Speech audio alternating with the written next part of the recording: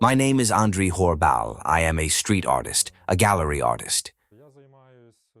I have been doing street art for about 12 to 13 years, and I also work with gallery painting.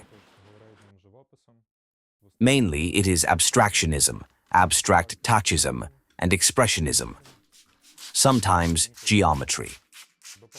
Before the full-scale war, I worked with many different themes. I initially started working on walls with lettering and typographic compositions as a graffiti artist. Later, I shifted towards abstract art, became interested in gallery spaces, and began focusing more on canvas work.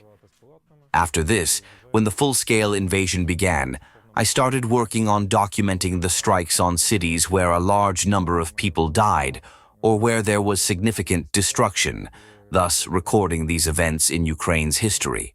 I began creating works about cities because, at that moment, it was probably the third day of the full-scale invasion when the Russians struck the center of Kharkiv.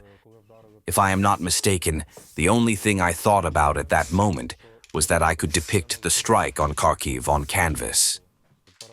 At the same time, I work with military trophies, both Ukrainian and Russian. These include tubes, shells, containers, anything I can reinterpret and enhance with my abstract pieces. Most of these works are sold at auctions. I collaborate with various volunteer organizations from Ukraine. We've been able to raise considerable amounts of money to support the Ukrainian army. This is something I will continue working on until the war ends. For me, abstractionism is a free movement because I create all of my works without a prepared sketch. It is an exploration, a kind of meditation. You simply express yourself based on how you feel at that moment or reflecting on what you've experienced. It is a form of art where you can be as free as possible. Any shape is interesting.